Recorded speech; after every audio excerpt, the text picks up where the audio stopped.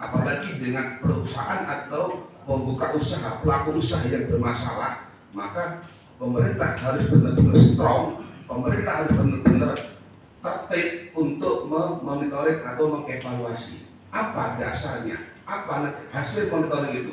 Tahun pertama monitoringnya itu hasilnya sekian, hasilnya ini, apa yang akan dijalankan, sanksi apa yang harus diberikan, kan itu pertanyaannya. Kalau dalam jangka 5 tahun lebih hanya ada 2 monitoring dan evaluasi, ya jangan salahkan teman-teman ini berasumsi ada perlakuan khusus bagi mie gacoan. Mohon maaf, ini hanya menyamakan persepsi aja, ya. Kami tidak melihat A, B, apa. Kami hanya memfasilitasi apa yang menjadi keluhan, apa yang menjadi dasar, apa yang menjadi nanti solusi depan. Itu Pak Abbas. 2 ini yang perlu ditanggapi lagi sama Pak Abbas. Izin terkait dengan bukti terkait dengan dan sebagainya, itu semua bisa dilihat dari dokumen SPPL Pak. Di situ ada pernyataan kesanggupan ya untuk memenuhi persyaratan tadi Pak, seperti RTH dan sebagainya. Nah, nanti di pengawasan lah dari OPD teknisnya yang akan memberikan evaluasi apakah terpenuhi atau tidak dari itu. Dan itu sebenarnya bukan menjadi apa ya, tidak berubah produk, syarat tersebut tidak berubah produk, tapi dalam untuk bisa melihat berita acara kesanggupan melalui SPPL dari daerah. Nanti untuk mengetahui pelaksanaan tidak, itu hasil dari pengawasan oleh OPD teknis. Tapi yang berupa produk kami bisa sampaikan. Iya, Pak Abbas. Kalau hanya persyaratan kesanggupan, Pak Abbas, semua akan bisa. Oke, kamu harus membangun ini. Oke Pak, saya sanggup. Oke Pak, saya sanggup. Tapi kalau udah dijalankan, pasti ada komunikasi. Artinya kamu sanggup. Tahun berikutnya mana kalau dijalankan? Kalau janji sanggup semua bisa Pak Abbas, kami minta DLH mengeluarkan oke terpenuhi, dasarnya ini ya, ada fotonya, ada suratnya terpenuhi. Nah, ya ada beberapa poin tadi DLH ya. Oh ini loh dasarnya, oke terpenuhi semuanya ya. Waktu itu, kalau berjalan ternyata ini akan hilang urusan Burigo. Yang penting dasar Anda tadi menyampaikan bahwa 8 poin ini terpenuhi, kami tidak menemukan bukti yang benar-benar akan kami pahami di sini Pak Abbas. Ya, itu pertama, tak cerita. Yang konteks tadi belum sampai Pak Wahid. Pengawasan sudah kami laksanakan 2 kali. Ya. Jadi tadi saya ingin menanggapi yang pertama tadi Pak, terkait dengan masalah keterpenuhan tadi. Itu dapat diketahui ketika hasil pengawasan. Ya, hasil pengawasan. Sama hanya sekarang Pak, sekarang kami contohkan sekarang, semua izin perizinan berusaha terbit dengan sendirinya. Nah, untuk bisa mengetahui apakah pelaku usaha sudah memenuhi yang dipersyaratkan enggak, itu hasil pengawasan. Ya tentunya terkait dengan berapa intensitas kami untuk melakukan pengawasan dengan jumlah pelaku usaha mungkin ribuan, ya kami tentunya tidak akan bisa melakukan pengawasan secara keseluruhan terhadap semua pelaku usaha untuk memastikan apakah pelaku usaha itu sudah melaksanakan ketentuan, sudah melaksanakan kesanggupan. Nah, kami akan melakukan pengawasan ketika ada yang pertama laporan, yang kedua keluhan, terus yang ada di masyarakat, kemudian kita melakukan pengawasan juga ketika secara rutin kami laksanakan seperti itu. Kemudian khusus untuk yang tadi dari Migacon ini sudah kami laksanakan pengawasan sudah 2 kali ya. Tadi kami sampaikan sudah 2 kali kami laksanakan dan kami sudah memberikan rekomendasi 2 kali juga. Namun ternyata belum dilaksanakan.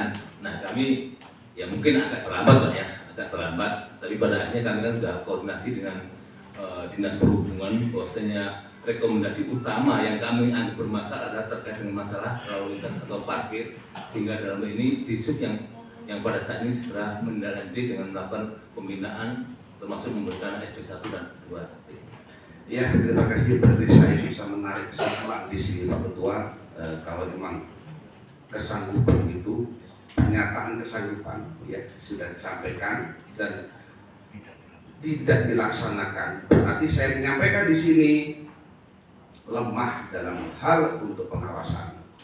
Karena selama 5 tahun hanya dijalankan 2 kali pengawasan dan tidak ada tindak lanjut, tidak ada sanksi atau punishment yang benar-benar wajib hukumnya akan dijalankan oleh pihak pengusaha. Itu.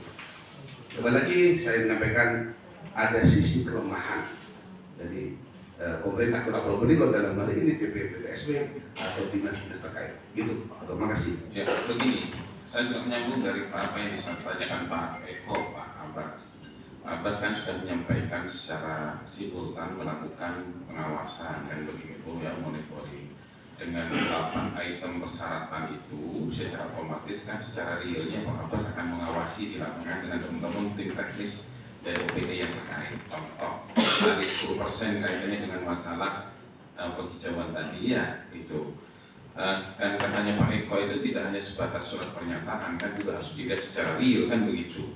Nah, BMH dan lain sebagainya secara otomatis kan juga akan menerbitkan bahwa ini adalah benar ada kan begitu. Tidak hanya sebuah pernyataan awal mula bahwa surat dia sanggup untuk katakanlah menyediakan 10% lahan ini untuk masalah penghijauan. Tetapi secara realnya apakah memang ini ada atau tidaknya kan harus dibuktikan juga Pak Abbas.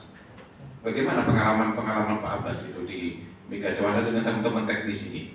Nah, apakah di dalam proses setelah pasca pengawasan dan turun ke lapangan itu ada rapat kembali yang dilakukan oleh teman-teman tim teknis untuk rapat koordinasi dan sebagainya sebagai bentuk evaluasi moneknya katanya Pak Eko itu. Silakan. Oke, baik Pak.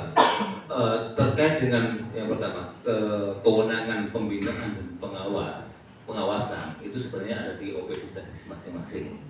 Terkait dengan keterpenuhan atau tidak keterpenuhan RPK itu adalah ranahnya adalah di DLH.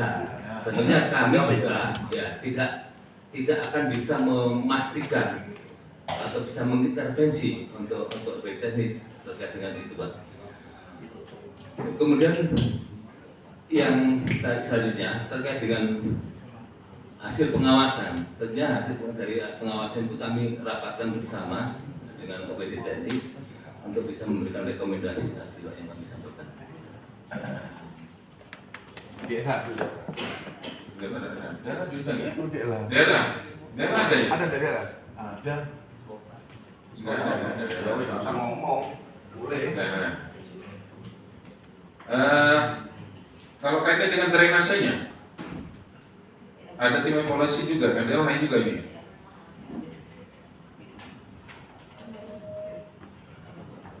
Nah, maksud saya evaluasi ini setelah evaluasi tidak ada tim juga ya untuk kumpul lagi dan lain sebagainya. Hanya diberikan kepada satker terkait untuk evaluasinya setelah itu.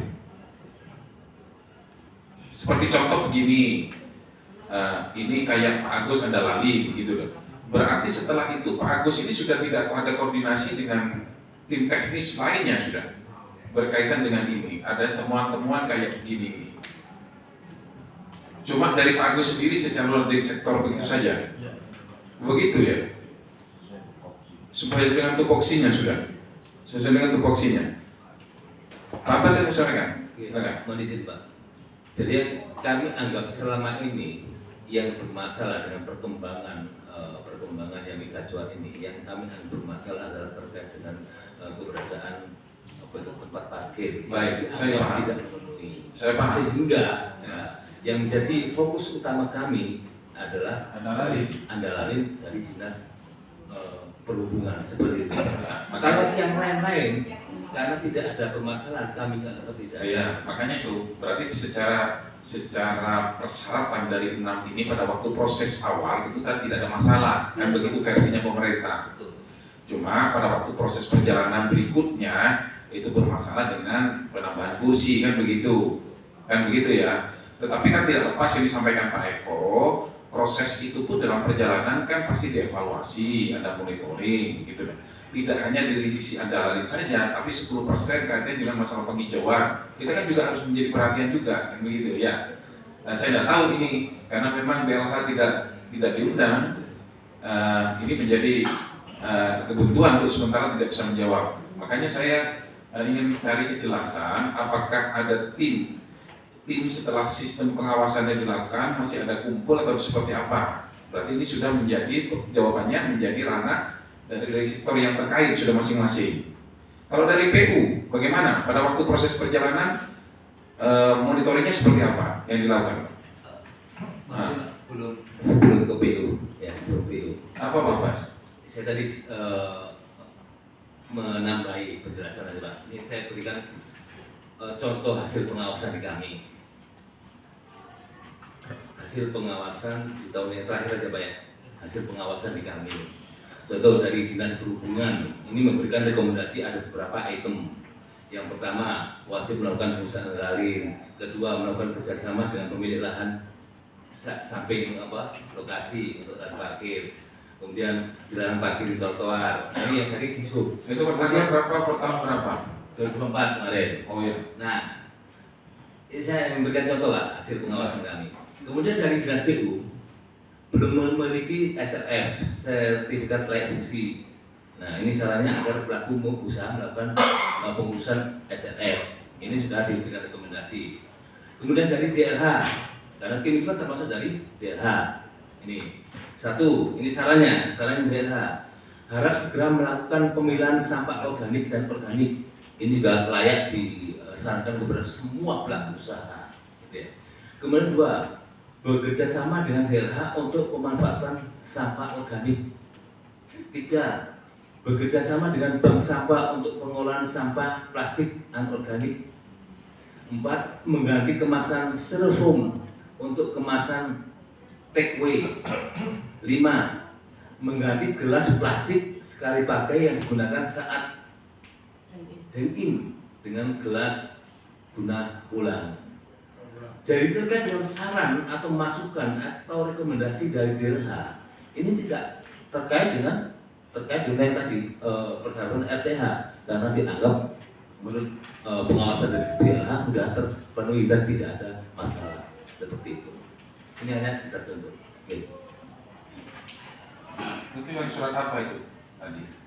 Dari Berita acara pengawasan, rekomendasi hasil pengawasan itu tahun 2024. Ini contoh hasil pengawasan tadi. oh bukan untuk Mikacawan berarti itu. Mikacawan 2024. Iya. 2023 nya ada enggak? Enggak ada. 2022 230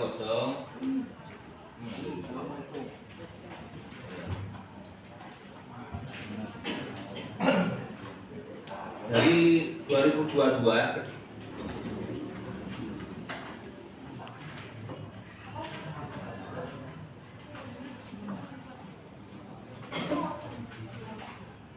sebenarnya hampir sama Pak, tapi kalau dari dia ada waktu itu ya. Jadi kami dari BPMPTSP menyarankan agar melengkapi sarana parkir dari tahun 2022 itu. Kemudian dari Satlantas kami juga melibatkan pihak jajaran samping memberikan saran pengunjung masih bisa duduk makan di dalam sisi utara bangunan sehingga ruang depan masih bisa digunakan untuk lahan parkir kendaraan roda 4. Jadi yang mempermasalahkan juga masalah parkir. Kemudian dari Satpol PP agar menyediakan lahan parkir. Nah ini masih permasalahan parkir. Kemudian dari PU adalah menyarankan sama lahan parkir dan mengurus SLF 2022 ya? 22. 24 sama kayak gitu juga. Ya. Kemudian dari Disub agar tetap berkomitmen melaksanakan ketentuan dalam surat persetujuan terkait dengan juga ada penyediaan lahan parkir. Dan ini semua sudah kami sampaikan kepada pihak Mikacawan. Nah, memang pertama ketika kami undang dari hasil RDP dari Dewan kemarin, kami segera mengundang rapat dengan mengundang dari manajemen. Memang alasannya dari manajemen surat rekomendasi yang kami kirimkan, ya, kami kirimkan ke BH manajemen tidak nyampe ke pimpinan, itu alasannya karena perhatian dari manajemen tadi. Iya. Jadi itu ya, sebetulnya pemerintah sudah melakukan kajian dan monitoring. Walaupun toh sebetulnya mulai tahun 2020, 2021, 2022, 2024, 2025 yang sekarang belum mungkin ya, sudah sedikit dilakukan artinya evaluasi dan monitoring. Itu ada beberapa hal yang sama berarti rekomendasinya. Begitu. Kalau sama rekomendasinya berarti kan tidak mengindahkan berarti Pak Abbas. Ya termasuk parkir tadi Pak. Iya makanya parkir. Kita tidak bicara 8, mungkin 8 ini mungkin pada waktu proses awal kan begitu. Proses awal walaupun toh sebetulnya kami juga ingin bukti sebetulnya pada waktu proses evaluasi ke depannya seperti 10% untuk masalah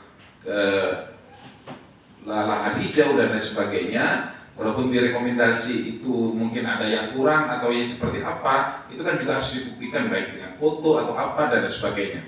Seperti contoh, kita saja ingin bangun jalan, terus juga ada trotoar yang juga ada lahan hijau. Itu kan orang-orang itu kan kalau kan disuruh mengganti pun taman diganti, setelah itu difoto dikirimkan ke PLH begitu. Makanya kalau seandainya ada kayak begitu, ini kan juga menjawab bahwa evaluasi yang dilakukan oleh pemerintah betul-betul dilakukan dan betul real kan begitu.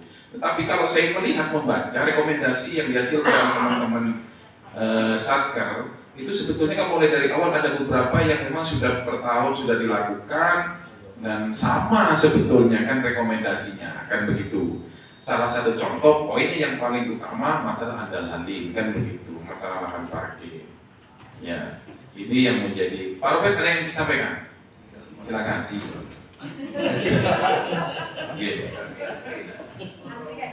Terima kasih. Tadi langsung aja udah ya, biar ini sudah jam sekali Pak. Yang perlu saya tanyakan begini, harusnya semua OPD ini di bawah naungan asisten, harusnya yang harus menjawab keseluruhannya itu asisten. Dari kesemuanya kesepakatan rapat itu harusnya asisten yang bertanggung jawab merangkum semuanya apa yang sekiranya ada pertanyaan dari LSM dan lain sebagainya. Ini mungkin pemikiran saya agak beda. Jadi mohon ini nanti bisa dijadikan catatan kalau ada suatu permasalahan habis rapat semuanya dengan UPD, nanti cukup asisten yang bisa menjawab. Ini satu. Yang kedua, dari gajuan tadi itu mulai tahun 2020 dengan gampangnya Mas tadi jawab saya baru 2024. Saya bingung sekarang. Nah, sekarang saya tanya kepada gajuan, selama 2024 Mas bulan berapa yang menggantikan itu yang katanya apa itu diundurkan apa mengundurkan diri? Monggo jawab.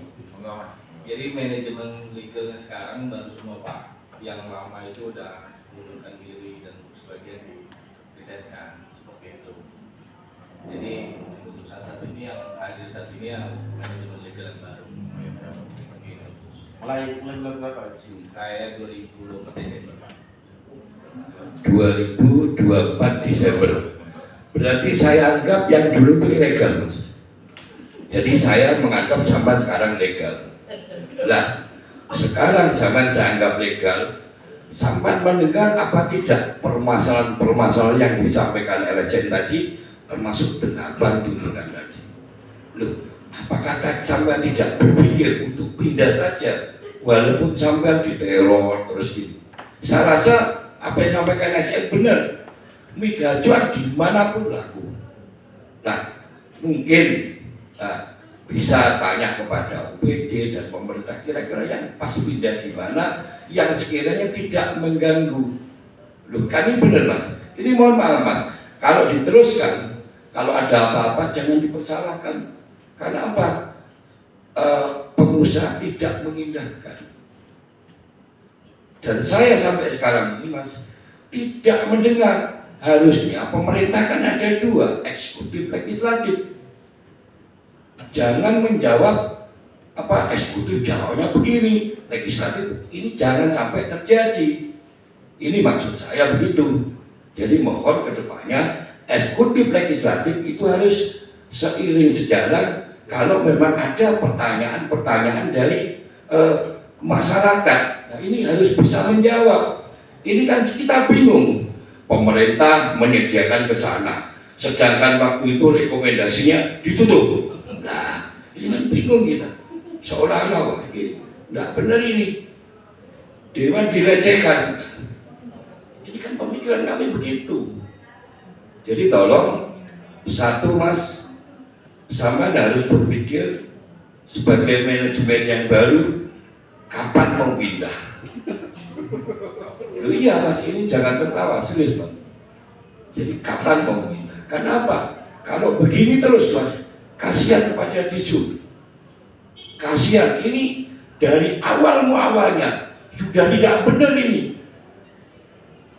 Direkayasa bagaimana sekiranya lokasi ini boleh. Aturan yang mana? Kalau RTMB-nya tidak boleh, loh ini kok boleh?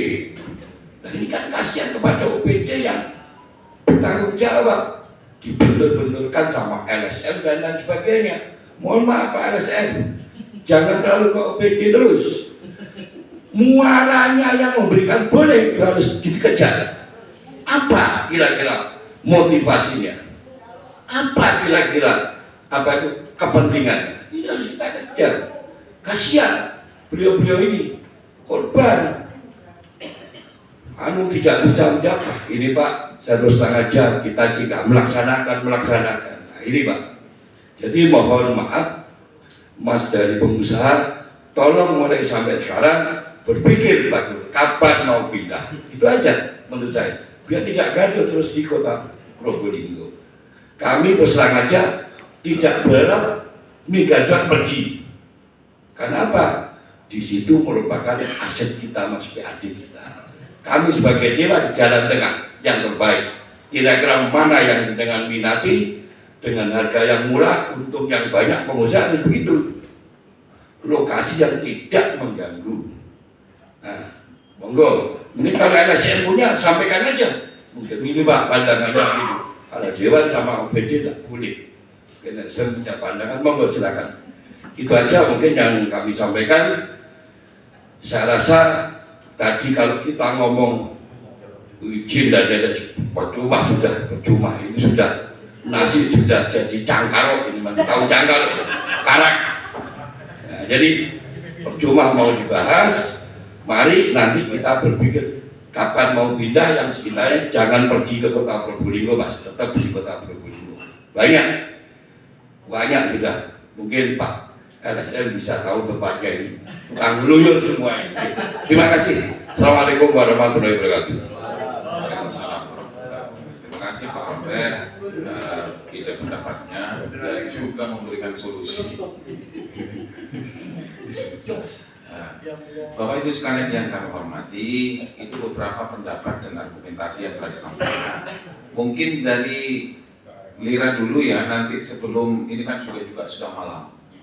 Sudah sore sampai maghrib juga, kami juga belum sholat asar. Silakan dari Lira dulu menambahkan. Baik, terima kasih. Sebenarnya RDP ini ya batasan waktunya sampai selesai, sampai ada keputusan gitu ya. Jadi saya tanggapi dari Pak Abbas yang menyatakan bahwa dari 8 itu sudah ada keputusan semua pada saat itu ya. Tapi jangan lupa Pak Abbas bahwa di diktum 3 itu rekomendasi sekda itu berlaku 1 tahun. Dan sayangnya Pak Abbas tidak di situ waktu itu. Sayangnya di situ. Seharusnya ini krusialnya kan di 1 tahun pertama. Kalau melihat dari surat sekda sebagai ketua TKPRD, krusialnya ada di 1 tahun pertama. Karena rekomendasi itu berlaku 1 tahun pertama. Jadi persyaratan yang dipersyaratkan itu adalah berlaku 1 tahun. Kalau 1 tahun tidak dipenuhi persyarat itu, maka rekomendasi ini jangan batal. Nah sekarang pertanyaannya, dari 1 tahun itu ada nggak evaluasi? Nggak ada. Padahal seharusnya ada minimal per 3 bulan lah. Itu. Sehingga jelas apa yang direkomendasikan, apa yang dipersyaratkan dilakukan nggak? Perkembangannya saya yakin kok Migaco itu jangan 1 tahun, 3 bulan penuh, udah macet. Itu jelas. Itu yang pertama, ya Pak Abbas. Yang kedua, dari beberapa item-item itu, ya tentunya harus ada bukti secara otentik yang berupa hitam di atas putih. Tidak hanya, oh ya cukup foto, enggak. Contoh kayak perumahan misalnya. Perumahan itu ada set plan, di situ ada fasum 30%, RTH 5%, makan 2,5%. Itu dibuktikan dalam sebuah set plan. Nah pertanyaan saya juga kepada PU, ada nggak untuk usaha-usaha begitu adanya set plan sehingga jelas RTH-nya di mana, ya kan? Terus bangunan utamanya di mana, sehingga dipenuhi nggak persyaratan 10% itu, sesuai nggak dengan gambarnya, itu ada nggak untuk PU? Yang kedua dari IPR-nya itu saya baca itu ada bahwa IPR itu diberikan, IPR itu diterbitkan karena berdasarkan surat rekomendasi TKPRD. Satu kesatuan yang tidak bisa dipisahkan. Jangan dianggap karena IPR itu terbit terus dianggap surat rekomendasi tidak berlaku, nggak bisa. Ini berlaku karena ada diktum setahun. Harus dicek ini. Dari sejak diterbitkannya IPR, maka ini ada evaluasi. Bila perlu per bulan ini evaluasinya. Dilakukan nggak perkembangan di gacuan ini? Nah ternyata dalam 1 tahun ada salah satu syarat yang dipersyaratkan yang tidak dipenuhi. Juga nggak bisa batal kok, tetap batal. Karena kalau sudah dipersyaratkan itu ya harus dipenuhi semua. Itu regulasi Pak yang harus kita tegakkan, yang harus kita penuhi. Makanya saya juga heran tadi bisa Pak Abbas bilang awalnya bisa, sekarang akhirnya gimana? Akhirnya di mana? Bukan 2025 Pak Abbas. Akhirnya adalah di akhir masa yang diberikan oleh rekomendasi TKPRD. Itu titik akhirnya. Kalau 1 tahun maka berapa? Tanggal berapa nih? Ya surat rekomendasi TKPRD dibuat, maka berakhirnya adalah setahun sejak tanggal tersebut. Di situ titik akhirnya. Nah ini tadi juga kawan-kawan dari Assembled juga berbisik, kalau masih misalnya secara politik ini nggak bisa dilakukan dan tidak ada keputusan, maka LSM sendiri akan menempuh jalur hukum. Itu yang tadi dibicarakan. Tapi sesungguhnya kami tidak menghendaki itu. Yang kami hendaki, ayo perda yang sudah diterapkan. Ingat, perda RT RW itu tidak hanya kota, tidak hanya DPRD sama pemerintah kota, tapi juga kementerian, kok 3 kementerian. Sehingga kalau sudah misalnya, kalau perumahan kalau sudah kuning, ini Pak Saiful Iman ini juga paham itu, bahwa kalau sudah kuning ya kuning, nggak bisa dipasang hijau. Kalau sudah hijau juga nggak bisa kuning. Itu dibuktikan dengan apa namanya? Yang saya analogkan itu dari perumahan Arum Abadi, di mana 1 sertifikat bisa 2 kepentingan, setengah hijau, setengah kuning. Jadi yang dibangun setengah, yang hijau nggak bisa. Nah ini kok begitu hebatnya? Ini tiba-tiba. Dan juga yang saya teringat Pak Abbas, waktu itu pernah disampaikan, diajukan gacuan yang dari perizinan yang lama mungkin masih ingat. Ini pernah diajukan di gacuan, tapi dari dinas perizinan menolak. Tidak dapat diizinkan, itu ingat saya. Setelah itu diajukan kembali, baru muncullah surat rekomendasi TKPRD. Nah ini juga ada apa yang tadinya ditolak tiba-tiba diterima. Nah ini juga perlu dicari akar permasalahannya di mana. Nah sekarang tinggal begini pertanyaannya, yang kita akan uji adalah surat rekomendasi Sekda, ya, dasar hukumnya apa? Terus persetujuan dari TKPRD ini memang ada aturan pengaturan harus menggunakan persetujuan TKPRD. Nah ini yang akan kita uji. Nah kecuali memang di forum ini disepakati misalnya, ya udahlah daripada ribut-ribut, yang kita geser sajalah gacuan ini, ya.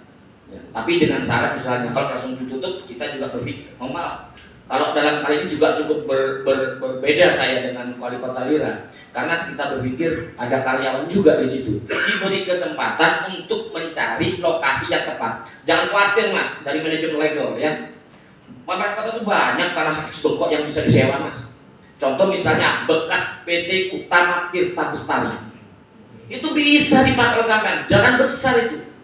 Pelanggan datang, sewanya lebih murah mas, tanya kepada aset nanti. Lebih murah dari misalkan sewa di Surabaya itu. Berarti PT yang market itu. Iya. Itu salah satu contoh. Sehingga apa? Pemerintah kota juga selain pajak dari apa namanya? Dari restoran juga dapat dari sewa lahan. Nah, gitu loh. Jadi nggak ada yang tidak ada solusi di situ. Ya. Barangkali itu Pak Ketua. Ya Terima kasih. sudah Mas Udin. Terima kasih. Pak Abbas, ini kan diberi jangka waktu 1 tahun. Dalam 1 tahun itu ada proses monitoring dan evaluasi ya Pak dilakukan. Oke, ingin menanggapi juga Pak Udin Pak ya. Jadi terkait dengan keberadaan TKPRD itu memang kami berpedoman pada Perda Nomor 2 Tahun 2010 terkait dengan RT RW. Di sini jelas ketika ada kendala atau masalah perizinan, masalah RT RW itu dikembalikan ke TKPRD. Itu sudah ada pedomannya. Dan TKPRD punya kewenangan untuk menerbitkan rekomendasi. Nah, salah satu yang diterbitkan rekomendasinya adalah merekomendasikan ke kami untuk menerbitkan IPR tadi Pak. Kemudian saya ingin mengulangi lagi terkait dengan persyaratan syarat yang tidak terpenuhi dalam waktu 1 tahun. Ya. Itu ada poin 1 dan 2.